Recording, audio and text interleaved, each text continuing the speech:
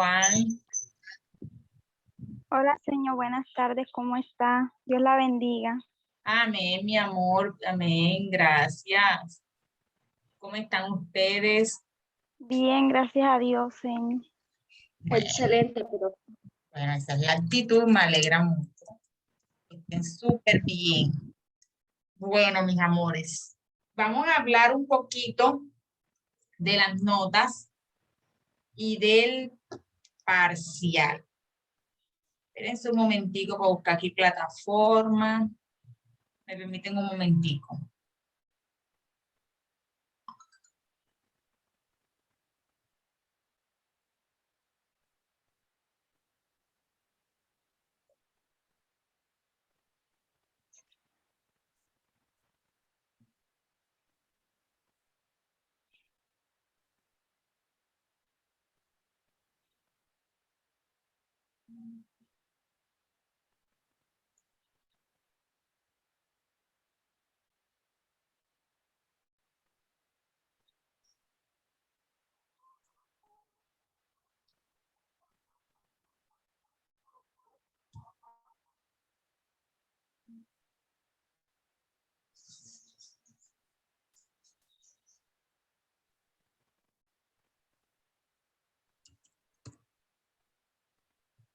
Espera un momentito, estoy buscando las notas.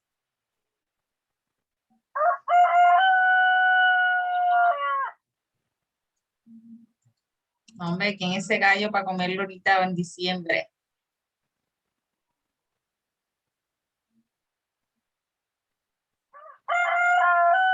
Oh, María José. En diciembre nos comemos ese gallo. Disculpe, señor. No te preocupes. Es más, apago el micrófono enseguida para no tener que decir. Ah, bueno. Bueno, yo la invito, no se preocupe. Bueno, eso espero. Bueno, señor. Bueno, mis amores, vamos, pero es que no encuentro las notas.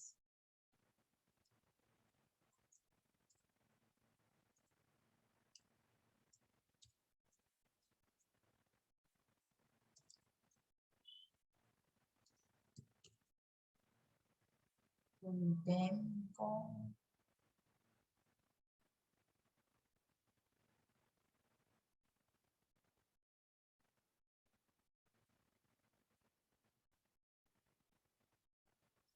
Bueno, mis amores, las notas no las encuentro.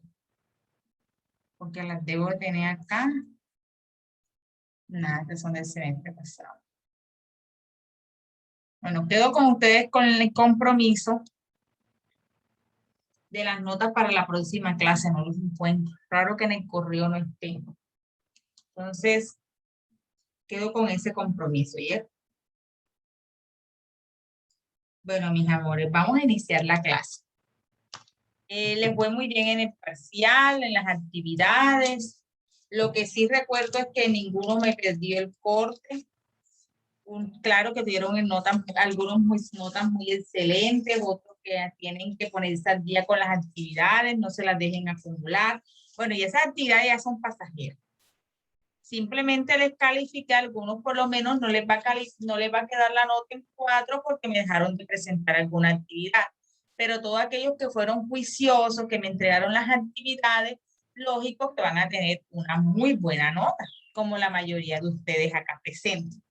Entonces, para este corte vamos a seguir trabajando, vamos a mirar por dónde quedamos, cuáles fueron los aspectos que evaluamos. Evaluamos a Pavlov, Skinner y Walsen, ¿verdad? Comenzamos a hablar de las ramas de la psicología clínica. Estábamos hablando de las ramas de la psicología, entonces en este tercer corte vamos a hablar de todo lo que es las ramas y en el cuarto final finalizamos con los enfoques de la psicología. Entonces tenemos el tiempo totalmente preciso para nosotros culminar este semestre. Entonces estamos hablando de las ramas de la psicología y su importancia. Vamos a proyectar. ¿Qué dudas, inquietudes tienen del parcial? Todo quedó claro.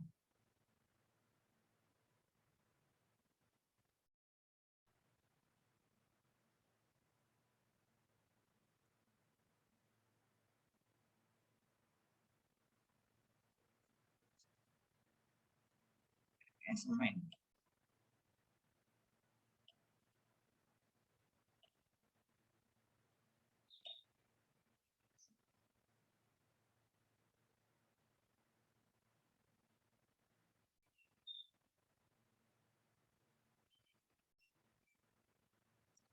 Bueno, estábamos hablando de las ramas de la psicología clínica. ¿Qué dudas tienen? ¿Qué preguntas? ¿Si recuerdan de lo que hablamos o no recuerdan de lo que hablamos en esa rama? ¿Quién recuerda? ¿Quién me da una pequeña explicación de qué es la psicología clínica?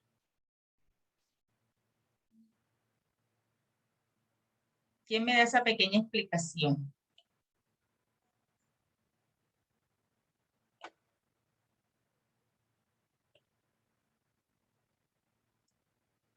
Nadie.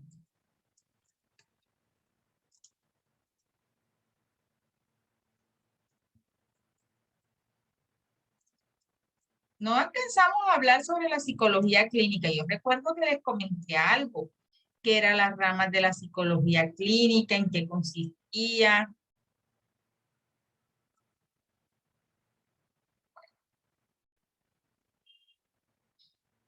Hablamos que las ramas, cuando hablamos de las ramas, hablamos de todo lo que se origina de la psicología. La psicología, como es una ciencia, también tiene unas disciplinas o unas ramas. Hablamos de las ramas de la psicología clínica, que es la que se encarga de todo lo que tiene que ver con el proceso de investigación o de todos los factores ¿en qué investiga la psicología clínica?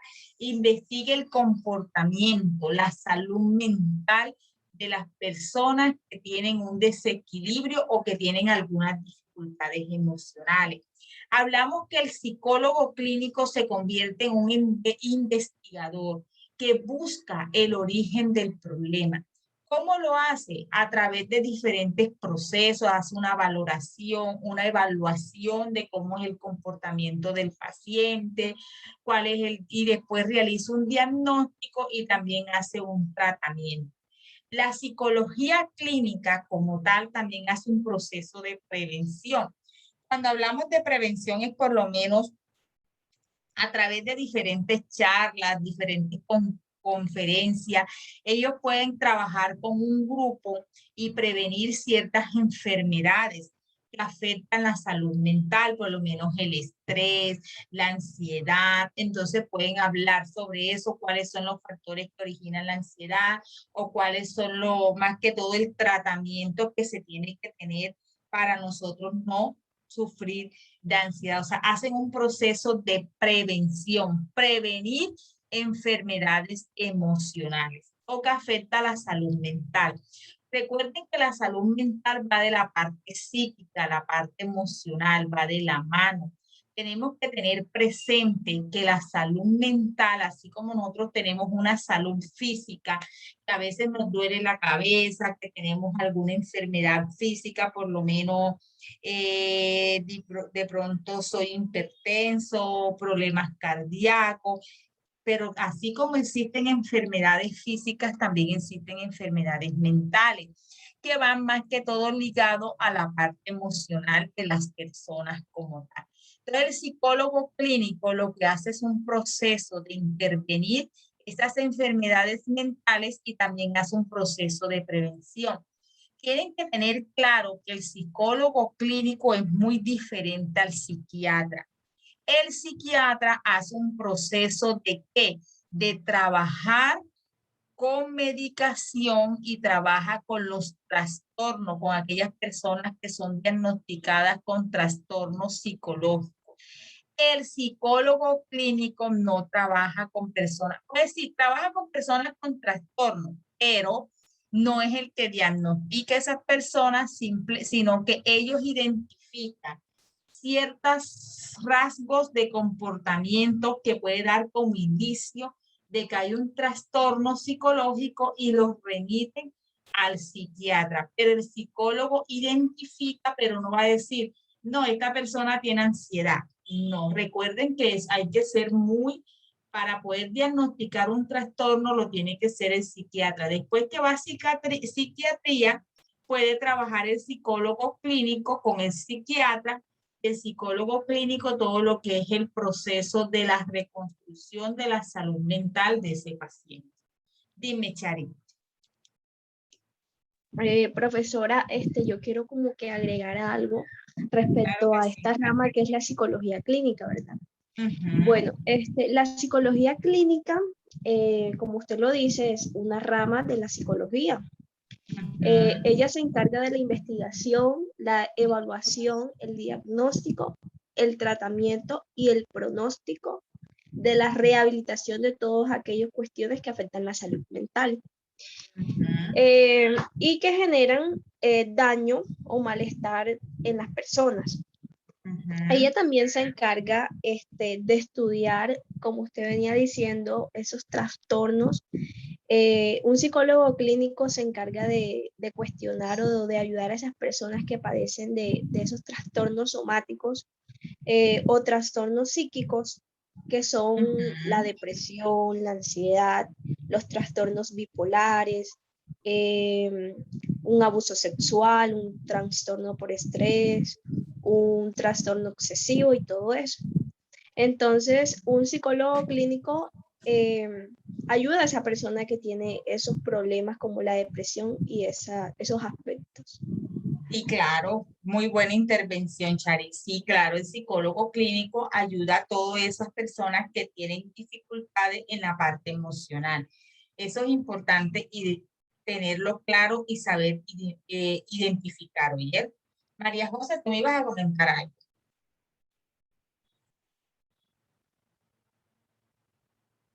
Mari. Señor.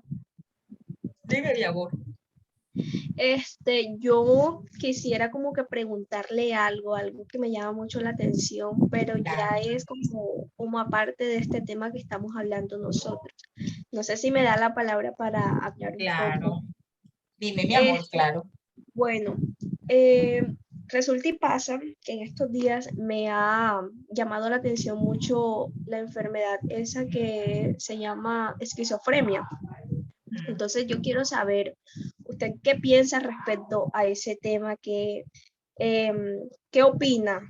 ¿Qué opina? Quiero saber para ver qué le llama la atención. Bueno, mira que eso no va muy lejos de la clase, ¿oíste? La esquizofrenia es un trastorno psicológico o un trastorno, sí, que más que todo afecta a las personas en la capacidad que ellas tienen de pensar, de sentir y de comportarse de una manera adecuada o de una manera lúcida. De hecho, es un trastorno muy difícil. La persona que posee este trastorno realmente experimenta muchos sentimientos que son muy fuertes para ellos. O sea, tener esta enfermedad es muy complicado, porque en cierta manera la persona que tiene esquizofrenia no controla sus actos y tampoco lo hace de una manera consciente, sino inconsciente. Es decir, es algo que le permite, o sea, que inhibe en ella su manera de actuar, su manera de comportarse. Y aquí lo más difícil es que la persona que posee la esquizofrenia es una persona que cambia de estado de ánimo y que realmente cambia de estado de ánimo muy repentinamente. Entonces, tener este trastorno se caracteriza que la persona tiene pensamientos recurrentes. Es decir, ella piensa que le van a hacer daño, que ve objetos que no existen, incluso escucha voces que la están llamando. Dime, mi amor. Disculpe, esas personas que padecen de ese trastorno, es cierto que esos pacientes oyen voces, alucinaciones y todo eso. Hay veces incluso que ven cosas que no son reales, sino que parecen ficticias. Es algo también que me llamó mucho la atención, la verdad. Puedo decir también que una persona puede llegar a un punto crítico donde pues se puede volver loca, ¿verdad, profe? Porque pues Claro. ve cosas alucinadas y cosas que no existen. Es que de hecho este trastorno lo que hace, gracias Chari, claro que sí, lo que hace este trastorno es una desconexión con la realidad. La persona que tiene este trastorno se desconecta con la realidad y sí tiene un estado, digamos, de locura, de algo que no está bien y que tiene muchas dificultades y se nota mucho en su manera de actuar, de pensar, presenta dificultades en todo lo que tiene que ver con la atención, con la concentración, tiene comportamientos desorganizados, en fin, mire, tener este trastorno es muy complejo y la persona que tiene este trastorno sufre mucho, sufre mucho. Dime, Mari. Mari, coméntame.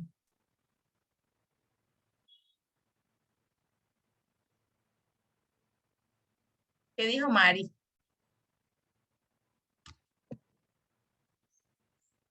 Bueno, sufren mucho y que realmente es algo que sí se puede manejar con tratamientos.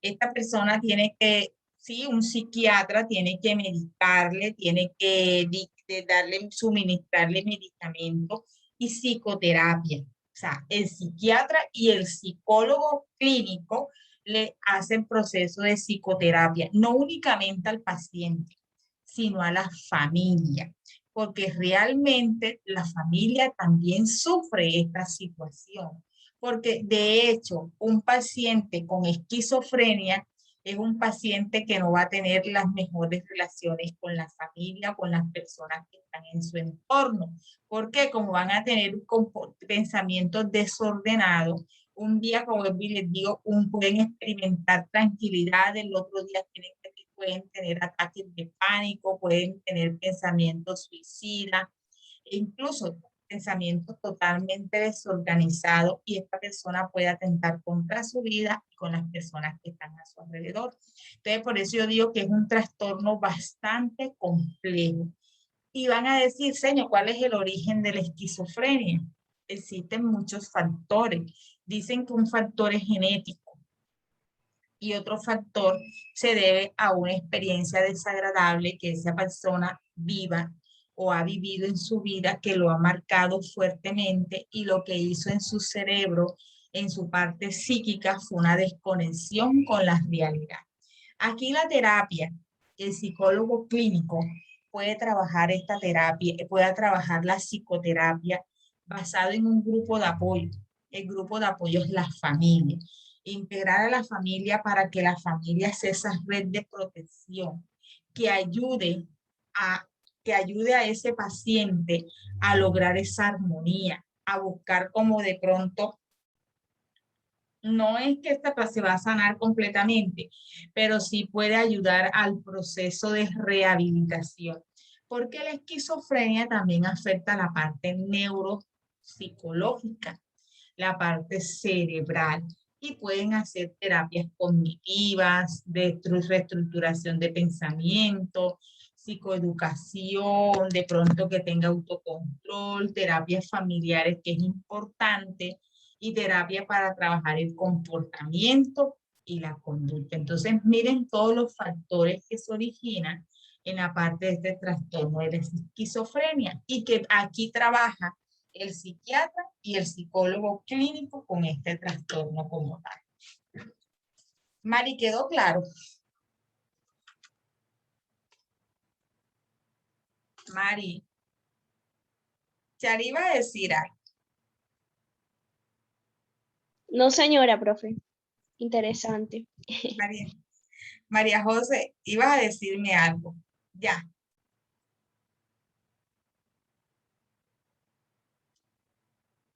Mari, no te escucho, no sé si estás hablando o no estás hablando, tienes el micrófono silenciado.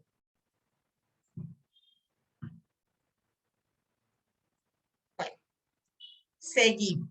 Entonces no está fuera de la clase, tiene que ver mucho con la clase.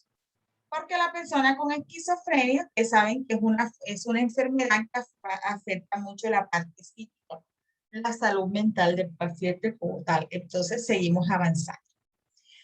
Bueno, la psicología clínica, como les venía diciendo, más que toda esta psicología utiliza muchas técnicas para su proceso de intervención.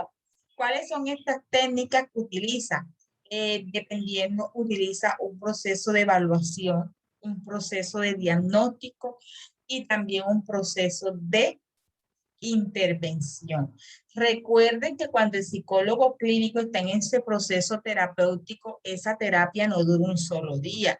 Esa terapia dura un proceso, un periodo de tiempo bastante para poder procesar, para poder hacer un verdadero proceso de evaluación, hacer un verdadero diagnóstico, y después que yo tenga el diagnóstico es que voy a intervenir, y en ese proceso de intervención es que voy a hacer diferentes técnicas para poder darle solución a una dificultad o en este caso para darle un proceso de intervención a lo que tiene que ver con la dificultad emocional como tal. Tenemos que tener también claro que la psicología clínica, como ya les había comentado, es la rama que ayuda a aquellas personas que tienen que enfrentar con algunas dificultades que no son normales. Cuando hablo que no son normales, es que están afectando su salud emocional y que muchas veces puede afectar su convivir, sus relaciones intrapersonales y sus relaciones interpersonales. Y también puede ocasionar algunos trastornos mentales como tal. Yo les pongo un ejemplo. Por lo menos, digamos que hay una paciente, una persona que sufrió un impacto, de pronto un secuestro. Ese impacto psicológico de vivir de pronto recluida varios días, privada de la libertad, un ejemplo, donde donde se tuvo que someterse a varios procesos traumáticos, como de pronto amenazas, golpes, violencia física, violencia psicológica, en fin, en muchos casos. Esa persona, después que sale de ese proceso, ese secuestro, esa persona va a tener algún problema emocional, lógico, que si no es sin trastorno. Algunos desencadenan trastornos, otros por lo menos tienen miedo, tienen angustia, tienen temores. Ahí el psicólogo clínico hace un proceso de intervención para que ese paciente o esa paciente logre superar, asimilar lo que vivió y de esa manera logre superar ese trauma en la cual estuvo sometida. Entonces, miren todo el proceso que hace el psicólogo clínico, pero ¿cómo lo hace? Primero que todo, tiene que lograr una empatía con la paciente. Segundo, tiene que lograr que esa paciente realice un proceso de catarsis. Después tiene que lograr que ella vaya sanando internamente a través de diferentes técnicas que el psicólogo elabore internamente todos los conflictos o todos los traumas que le originó el secuestro. Entonces, miren todo lo que se tiene que hacer y todo el proceso que tiene que realizar un psicólogo clínico. ¿Va claro hasta el momento? Sí, señor, sí, va claro. Por eso por eso les comento que el psicólogo, por eso señor, se está dice, claro, yo he logrado entender. bueno, perfecto, me alegra mucho. Entonces, por eso es que se dice que el psicólogo clínico tiene unas características que son esenciales. Investigador es buscar el origen del problema, es indagar, es escudriñar, ir allá a fondo de qué le pasa a ese paciente o a esa persona. Después que yo investigo, ese profesional de la salud tiene el poder de diagnosticar. Yo no sé si les dije que a veces un paciente puede ir a consulta por un problema muy diferente a lo que es el diagnóstico, pero para yo poder dar un diagnóstico, yo no tengo que hacerlo de un día para otro, tengo que someter un proceso de intervención. En el caso de, por lo menos, yo no sé si fue en esta clase que una alumna me dijo de que el psicólogo clínico le había suministrado medicamentos. Eso no está bien. Uno sí conoce cuáles son los medicamentos que pueden dar efecto cuando uno tiene ansiedad. De hecho, yo soy hiperactiva. Yo soy hiperactiva. Yo desde pequeña fui diagnosticada con hiperactividad. Y yo me considero que todavía tengo algunos rasgos de hiperactividad. Yo no me quedo quieta en ningún momento. Y mi hijo me regaña, mami, pero quédate quieta. Yo por lo menos me levanto temprano, hago una cosa, hago la otra, hago así. Ahora estoy de vacaciones, esta semanita me la dieron en el colegio. Y yo soy llevo 2 días lavando la casa literal, lavé todo, o sea, y me dice mi hijo, mami, pero duérmete, no tengo clase, me conecto, o sea, y una hiperactividad, o sea, yo sé cuál es el medicamento que yo puedo tomar para la hiperactividad, pero realmente, no es porque sea psicóloga, yo misma me medico, yo sé cuáles son los medicamentos para la ansiedad, para la hiperactividad, porque la hiperactividad es un trastorno, para lo que es la depresión, para lo que es la esquizofrenia y todos esos trastornos, yo sé cuáles son los medicamentos que uno puede tomar o que el paciente puede tomar, pero no está en mi código ético recetar esos medicamentos. Y yo por lo menos sé que yo en estos momentos tengo la hiperactividad, pero si no me hago una nueva valoración, yo no voy a automedicarme. Aunque yo sé cuáles son esos síntomas, por lo menos levantarse temprano, estar constante en movimiento todo el día, no me mantengo quieta, yo sé que esos son los síntomas, pero yo porque tengo los síntomas y tengo el conocimiento, ahora voy a coger medicamentos para medicar. Eso no lo puede hacer el psicólogo. El psicólogo no medica, el psiquiatra es el que medica. Y tenemos que también tener presente que para realizar un diagnóstico no podemos decir que en 1 o 2 sesiones ya yo tengo que decir, bueno, este paciente tiene esto. No. Para realizar un diagnóstico, que es un diagnóstico certero, yo tengo que tener varias sesiones psicológicas con ese paciente. Entonces, miren qué pasa lo siguiente. A veces yo no estoy en el área clínica, porque a mí no me gusta el área clínica, a mí me gusta el área educativa. A veces a uno le llegan niños, les voy a hablar en el área educativa, que también hay algunas cosas clínicas, a veces llegan niños que de pronto dicen, señor, tengo un problema con mi compañero, no sé socializar. Si yo me baso en la información que ese niño me está suministrando, que casi no sabe socializar, que le da miedo, que le da temor, entonces yo puedo escribir el diagnóstico. El niño tiene un diagnóstico del niño es dificultades en las relaciones sociales. Por lo que él me dijo, ya yo hago un diagnóstico. No lo puedo hacer. ¿Por qué? Porque yo tengo que indagar. Por eso me vuelvo investigador. ¿Qué es lo que pasa en el niño o lo que está en su entorno que no lo deja socializar? Entonces resulta que comienza a indagar su infancia y resulta que el niño cuando estaba en preescolar le hacían bullying, que el niño cuando estaba en primaria los rechazaba, el niño nunca tuvo amigos en primaria y ahora que está en secundaria él tiene esos miedos y esos temores, aunque no lo están rechazando en este momento, pero él tiene miedo a que lo rechacen. Entonces miren que el diagnóstico no es que el niño no sepa socializar, sino que el diagnóstico del niño puede ser baja autoestima o puede ser que el niño tenga dificultades de baja autoestima o de pronto problemas familiares. Entonces miren que no me puedo quedar con la información únicamente de lo que el niño me da en la primera sesión. No lo puedo hacer. Tengo que entrar en un proceso, investigar. Después que yo investigo, es que hago un diagnóstico. Y después que hago el diagnóstico, yo hago un proceso de intervención. Dime, Chari.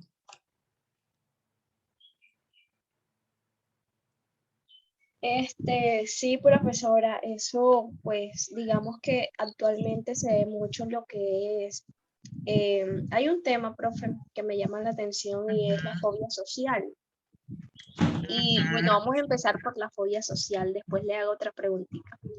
Digamos que la fobia social actualmente se ve mucho en los jóvenes y en las personas que de pronto en esta pandemia, pues algunas personas estuvieron mucho tiempo encerradas, incluso todas las edades, adultos, niños, de todas las edades. Y pues digamos que los jóvenes hoy en día pasan mucho tiempo en el teléfono, en las redes sociales y todo eso. Digamos que eso afecta Espérense un momentico que me psicológicamente. está llamando el coordinador. Un momentico.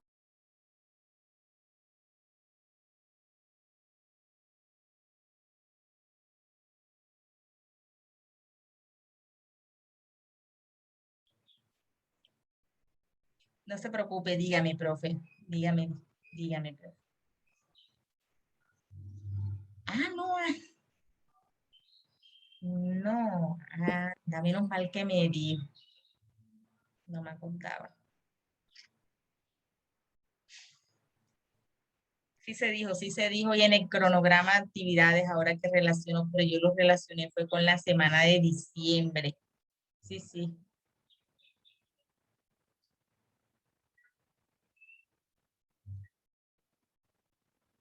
Pero en las tardes sí, o sea, hoy en la tarde todo bien.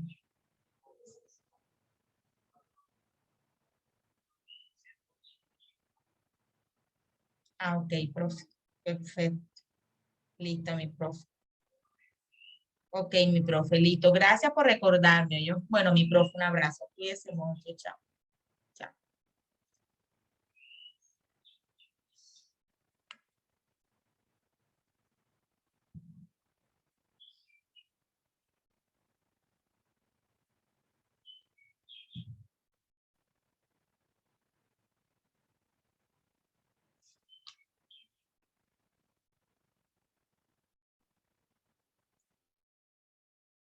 Discúlpame que te interrumpí. Estabas hablando de la parte social de la pandemia que tiene.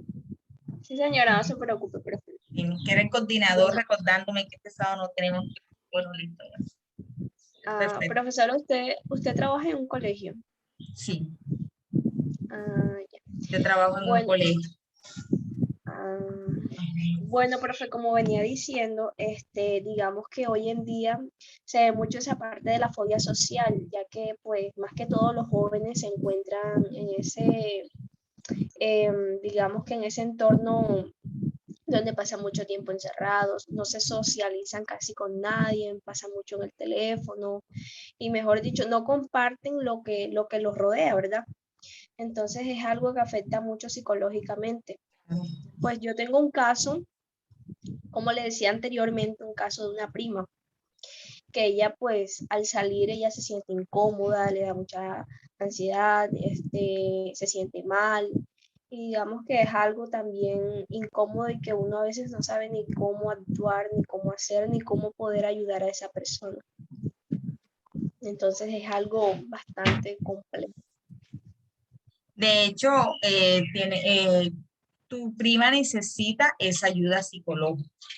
Porque mira que tú estás dando, si nosotros comenzamos a analizar el comportamiento de tu prima, con simplemente tú decir esas características de que no, casi le da ese temor a socializar, a salir, ya tú lo habías comentado, ya me acordé, ella necesita ese psicólogo que le ayude a ella a descubrir cuál es el origen de esos miedos y esos temores. Puede ser por la pandemia, por tanto tiempo que vivimos, o puede ser otros factores que de pronto ella pudo haber experimentado en su infancia, en su adolescencia, no sé, y que realmente, pero cuál fue el detonante que la llevó a ella en ese momento. Entonces, lo que sí necesita Chari es ayuda, porque si no se trata, se le puede convertir en un trastorno de ansiedad, depresión o un trastorno de eso que nosotros decimos trastorno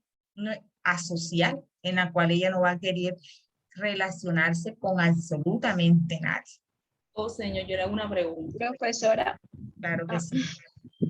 Dime, bueno, Jessica. Yo, o sea, yo me dirijo, yo mismo, o sea, a mí no me gusta estar rodeada de gente. O sea, yo aquí, digamos, nosotros somos 3 hermanos y que nos sentamos afuera son 3 minutos que yo comparto con ellos, enseguida me encierro. Ni con mis amistades, o sea, soy de pocas amistades porque no me gusta estar entre un montón. O sea, yo me siento mal cuando estoy con mucha gente. Mis hermanos aquí hacen de pronto reuniones y yo prefiero estar sola que estar con ellos. O sea, no me siento así. Como segura. No, o sea, o sea, es que no me gusta. O sea, pero yo digo que fue porque cuando mi mamá, o sea, mi madrastra, ella siempre me crió fue aislada. Ella siempre me crió fue a mí como que sola, como que apartada.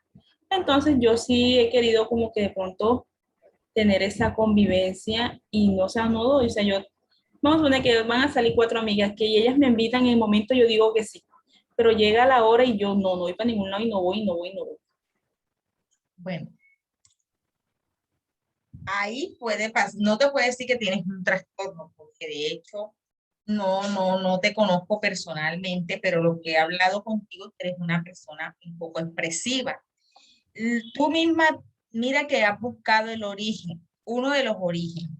Es que tu madrastra, al momento de que tú eras una niña, no dejó o no te enseñó o a socializar. Yo pienso que más que todo lo tuyo puede ser un factor que te educaron así y ya no te sientes cómoda, o otro puede ser que te sientes insegura al momento de socializar porque de pronto tienes algún miedo a ser rechazada como tal. Entonces ya ahí es donde tú te tienes que preguntar o tienes que buscar. Yo te hago una pregunta, Jessica. ¿Cómo está tu autoestima? Bajita, señor. Ahí puedes radicar tu dificultad en la autoestima, en esa inseguridad que tú tienes en ti misma, que de pronto a ti te da miedo de socializar por el temor de ser rechazada. Entonces yo pienso que lo tuyo es más que todo manejar esa parte. Si tú comienzas a reconstruir esa autoestima y tener una autoestima segura, una autoestima adecuada donde tú seas segura, que no tengas miedo, que no tengas temores, que te puedas enfrentar al mundo sin esos obstáculos. Jessica, te aseguro que vas a querer tener amigas y te aseguro que vas a querer estar socializando, porque a veces lo que a uno le pasa es que como no se siente bien consigo mismo, entonces ese es el miedo que le da de pronto de ser rechazado. Yo te lo digo porque yo en una etapa de mi vida, no sé si les he comentado, yo tenía muchos miedos y muchos temores. Yo fui muy mimada. Siempre, con decirle que a mí no me dicen mi nombre, sino me dicen niña. Mi papá, mi mamá, hasta mi esposo me dice niña porque él escucha que los demás me dicen niña. Entonces yo, con decirles eso, que siempre fui sobreprotegida, fue mimada, la niña que da pronto, y no era la única hija, no era la única hija, pero yo cuando nací con dificultades respiratorias, entonces como que eso hizo que mi mamá me sobreprotegiera. Al comienzo, cuando yo tenía 13 años, era así similar a ti. Yo no socializaba, a mí me daba miedo sentarme con los amigos de mi hermana, con los amigos de mi hermano, yo no jugaba, yo era totalmente